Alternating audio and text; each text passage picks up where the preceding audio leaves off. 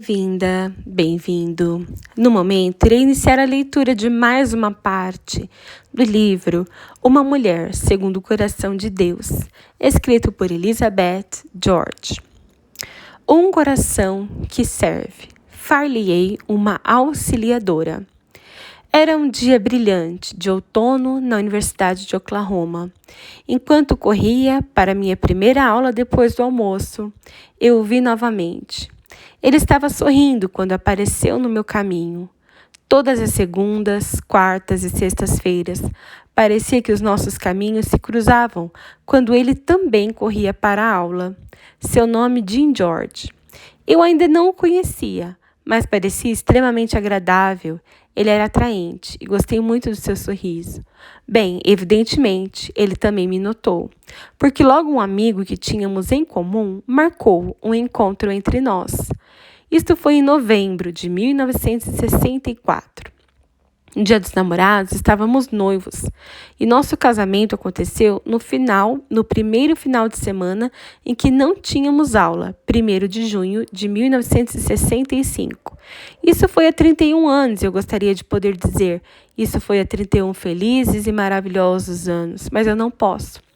Veja só, Jim e eu começamos o nosso casamento sem Deus, o que significou tempos difíceis. Desde o princípio brigávamos, discutíamos, nos humilhávamos mutuamente, porque não encontramos satisfação no nosso casamento. Desperdiçávamos as nossas vidas com briga, com amigo, com hobby e atividades intelectuais. Ter 2 filhas também não preenchia o vazio que cada um de nós sentia. Nosso casamento seguiu monótono por 8 anos, até que, pela graça de Deus, nos tornamos uma família cristã, uma família centrada em Jesus Cristo como a cabeça, uma família com a Bíblia para nos guiar. Entregar nossas vidas a Jesus Cristo fez uma enorme diferença nos nossos corações. Mas como mudaria o nosso casamento? Ambos tínhamos recebido uma vida nova em Cristo, mas o que poderíamos fazer acerca da tensão no nosso casamento e, consequentemente, no nosso lar? Tive muito a aprender sobre ser mulher, esposa, mãe que agrada a Deus. E graças a Ele, assim que aceitei Jesus como meu Senhor e Salvador, tive em minhas mãos um calendário de leituras bíblicas para ajudar-me a ler a Bíblia do princípio ao fim. No dia 1º de janeiro de 1974, comecei a seguir aquele calendário e, enquanto lia, fiz algo que recomendo que você também faça. Marquei todas as passagens que falavam comigo como mulher, com uma caneta marca-texto de tinta cor-de-rosa. Bem, Deus trabalhou na minha transformação naquele mesmo dia. No dia 1º de janeiro, meu primeiro dia de leitura, encontrei o primeiro aspecto da minha tarefa como esposa cristã. Eu deveria servir a Jim. Marquei essas palavras com a caneta. Não é bom que o homem esteja só. Far-lhe-ei uma auxiliadora, que lhe seja idônea. Chamada para servir. Uma mulher, segundo o coração de Deus, é uma mulher que cultiva um espírito de serva, independente de estar ou não casada. Seguir os passos de Jesus, que não veio para ser servido, mas para servir, chama, durante toda a vida, a atenção para a atitude de coração de servir. E essa atitude e serviço começam em casa com a sua família, especificamente com o seu marido se você for casada. Deus projetou a esposa para ser ajudante do marido. Assim, o primeiro passo em minha viagem de milhares de quilômetros para tornar-me uma esposa santa era começar a entender que eu fui designada por Deus para ajudar o meu marido. E que significa esta auxiliadora de Gênesis? Tomando emprestado de Jim alguns livros de estudo bíblico, aprendi que uma auxiliadora é alguém que compartilha das responsabilidades do homem, responde à sua natureza com compreensão e amor e coopera de todo o coração com ele no exercício do plano de Deus. Anne Ortlund fala sobre formar um time com o seu marido, salientando que integrar um time elimina qualquer senso de competição entre os cônjuges. Escrevendo sobre esta parceria de casamento, ela descreve a esposa firmemente posicionada atrás dele e apoiando o marido. Ela diz: "Não tenho nenhuma vontade de correr paralelamente a Ray, correr para competir. Eu quero estar atrás dele, encorajando-o. Posso dizer honestamente que me tornei uma esposa melhor e uma cristã melhor, quando me tornei uma auxiliadora melhor. Perceber que tenho o compromisso com Deus de ajudar o meu marido abriu os meus olhos. De acordo com o plano de Deus, eu não devo competir com Jim. Ao contrário, devo estar solidamente atrás dele, servindo-lhe de apoio. Ele é quem deve vencer e eu devo ajudá-lo para que essa vitória se torne possível." Ler sobre Mamie Eisenhower, a esposa do presidente Dwight Eisenhower, deu-me nova compreensão do que é ser uma auxiliadora. Julie Nixon Eisenhower explicou: Mamie via seu papel como um apoio emocional ao seu marido. Ela não tinha interesse em se promover. Mais que tudo, ela era a grande mulher atrás de um grande homem. A mulher que orgulhosamente declarou: "Ele foi a minha carreira." Enquanto Deus imprimia no meu coração a importância do espírito de serva, especialmente o meu papel como auxiliadora do meu marido, escrevi uma oração de compromisso. Ao fazer isso, parei para me assegurar de que em meu próprio coração, Jim estava realmente na frente e eu estava definitivamente atrás dele para ajudá-lo. Naquele dia e naquela oração a Deus, iniciei uma vida de serviço a Jim, que se tem estendido por mais de 2 décadas. Tenho muitas coisas para fazer, mas meu principal propósito e papel cada dia é ajudar a Jim, compartilhar de suas responsabilidades, responder à sua natureza e cooperar de todo o coração com ele no plano de Deus para a nossa vida conjunta. Esse espírito de serva me ajuda a ser mais como Cristo, estimando aos outros, especialmente ao meu marido, como melhores do que eu mesma e empenhando-me em servir. Sim, mas como? Como podemos desenvolver um coração comprometido com o serviço, um coração que pretenda imitar Cristo na ajuda das outras pessoas? O que uma esposa pode fazer para que Deus desenvolva nela um coração empenhado em ajudar o marido? Considere essas sugestões. Comprometa-se em ajudar o seu marido. Você vai ou não se tornar uma auxiliadora. Você vai ou não seguir o plano de Deus de ajudar o seu marido. Vai ou não fazer do seu marido sua carreira. A decisão é sua. E quando se decidir, poderá escrever sua própria oração de comprometimento com Deus. Desde que as suas palavras reflitam a sua decisão de ajudar o seu marido, de integrar um time com ele e fazer da sua ajuda a sua carreira. Uma mulher, segundo o coração de Deus, cumpria o seu compromisso de ajudar o marido primeiro, começando uma vida nova. Ela escreveu: "Percebi que precisava pedir perdão a Deus e ao meu marido, precisava também começar a aplicar a palavra de Deus no nosso casamento." Com aquela percepção, ela começou a criar um coração comprometido com o serviço. Concentre-se no seu marido. Deus quer que nós, esposas, concentremos nossas energias e esforços nos nossos maridos, nas tarefas deles, nas metas fixadas por eles, nas responsabilidades deles. Sei que esta pode ser uma área de luta, porque nossa natureza pecaminosa grita: "Eu primeiro." Mas Deus quer que digamos a nosso marido: "Você primeiro." Então, de vez em quando, verifique dentro de você mesma como está o seu casamento. Quem vem primeiro? O modo prático que tenho de ajudar a Jim, concentrando minha atenção nele, nas responsabilidades dele, é fazer diariamente 2 perguntas: o que posso fazer por você hoje? E o que posso fazer para te ajudar a aproveitar melhor o seu tempo hoje? Você pode ficar preocupada, como eu ficava no começo, com as coisas importantes e demoradas que poderia fazer por seu marido. Mas preciso contar-lhe que na primeira vez em que fiz essa pergunta a Jim, tudo que ele queria era um botão pregado num casaco esporte favorito, só.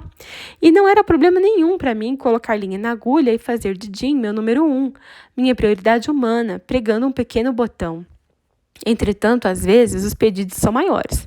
E essa última semana foi dos grandes pedidos, pois Jean se preparava para ir à Alemanha por 5 meses com a unidade de reserva do Exército que integra. Os dias foram cheios de exercício, corridas ao banco para levar testamento, certidão de nascimento, casamento, visita ao dentista, tipo sanguíneo, registro de hipoteca, passaporte, programa para o correio eletrônico, além de arrumar a casa e organizar o seu trabalho antes que ele deixasse o país, e tudo isso com o prazo final do livro que eu preparava se aproximando rapidamente. Mas mesmo quando não gosto das respostas de Jean às minhas 2 perguntas, suas respostas podem mudar o rumo do meu dia inteiro. Quero que Jean seja minha mais alta prioridade humana e que ele saiba disso. Afinal de contas, este é o meu compromisso com Deus, facilitar a vida do meu marido, ajudando-o. Mesmo que não haja nenhum marido em sua vida, você pode desenvolver um coração de serviço como o de Cristo, envidando seus esforços no sentido de ajudar e servir outras pessoas. Independente de você ser casada ou não, servir as pessoas na sua vida agrada a Deus e mostra Cristo ao mundo. Pergunte sobre suas ações. Isso ajuda ou atrapalha o meu marido?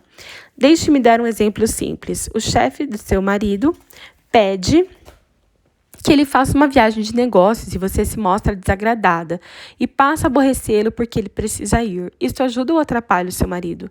Esta pergunta simples pode ser uma boa lente pela qual olhamos como agimos no nosso casamento. Uma de minhas heroínas é Ruth Graham, esposa do evangelista Billy Graham. Quando meu marido tornou-se aluno de tempo integral no seminário e passou a fazer parte do grupo de líderes de tempo integral na igreja e viajou intensamente com o nosso pastor de missões, li todos os livros que pude encontrar da senhora Graham. Como seu marido famoso ficava fora de casa quase 10 meses por ano, aprendi muito com ela sobre estar só. Ouça esta sábia declaração. Temos de aprender a fazer o mínimo com tudo aquilo que vai e o máximo com tudo aquilo que vem. Essas palavras de encorajamento de uma companheira auxiliadora fizeram de mim uma ajudante melhor para Jean, quando ele se prepara para cada viagem, incluindo os 5 meses de Alemanha, e diminuindo meu desejo de demonstrar desagrado e de aborrecê-lo com isso. Deixe-me dar outro exemplo. Seu marido lhe falou sobre condições do orçamento, mas você deseja comprar alguma coisa agora e está insistindo para conseguir. Conheço essa situação por experiência própria. Nós moramos em uma casa, aquela com a pintura descascando e o teto cedendo por mais de uma década, e finalmente estava na hora de fazer alguma reforma. Eu estava decidida. Para mim, uma lareira era a coisa que estava faltando em nossa charmosa e pequena casa em todos esses anos. E esta era a nossa oportunidade para instalar uma. Mas Jean sentou-se e me mostrou claramente que não tínhamos dinheiro suficiente para uma lareira. Mas, como eu queria a lareira! Então eu disse coisas como, hoje não está uma noite maravilhosa para acender a lareira? Imagine, se nós tivéssemos a lareira, poderíamos acender e jantar em frente no fogo quente. Mas então ele perguntou, Liz, você está ajudando ou você está atrapalhando? E eu sabia a resposta imediatamente, e você também sabe. Um dia Deus me ajudou a perceber que estava murmurando e me comprometi com Deus a não falar mais sobre a lareira com Jean. Escrevi o compromisso com o Senhor numa oração e graças a ele nunca mais falei da lareira. Outro exemplo, seu marido acha que vocês deveriam se mudar para que ele pudesse trabalhar melhor para o sustento da família, mas você não quer se mudar ou diz com firmeza, para lá não. Como pastor, meu marido aconselhou um casal nessa situação. O marido era motorista de caminhão que queria mudar de profissão por causa do desgaste que a sua atividade trazia ao casamento. Foi esta a razão pela qual foram se aconselhar a princípio. Finalmente, uma grande oportunidade de trabalho surgiu para ele e a meio estado de distância, onde eles poderiam comprar uma casa e começar sua família. Entretanto, Sharon não queria se mudar. Ela gostava muito do emprego que tinha e estava muito perto de uma promoção significativa. Mas perceber o plano de Deus para que ela ajudasse o marido, que estava se esforçando ao máximo para suprir financeiramente, por meio de um emprego melhor e espiritualmente, por meio de uma situação melhor, o seu casamento, a habilitou a ajudar e não atrapalhar a liderança dele. Eles fizeram a mudança e que a abundância de bênçãos Deus tinha separado para este precioso casal na nova cidade. Mais um exemplo. Seu marido quer ter um tempo diário para vocês lerem a Bíblia juntos em família, mas você não quer.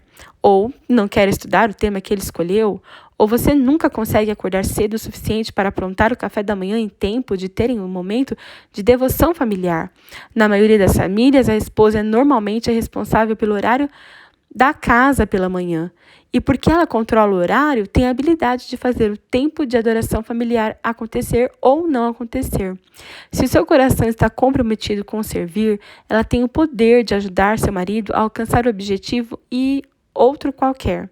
Seu coração está comprometido com servir, especificamente com servir ao seu marido? Obrigada por acompanhar a leitura. Resposta de oração. Ajudar é uma tarefa simples e nobre e produz ricas recompensas. Viver esta tarefa que Deus nos dá certamente beneficia o nosso marido e qualquer outra pessoa a quem servirmos. E também nos ensina a servir como o próprio Jesus Cristo fez. Ser uma serva é um sinal de maturidade cristã, é a verdadeira marca de Cristo que serviu a ponto de morrer.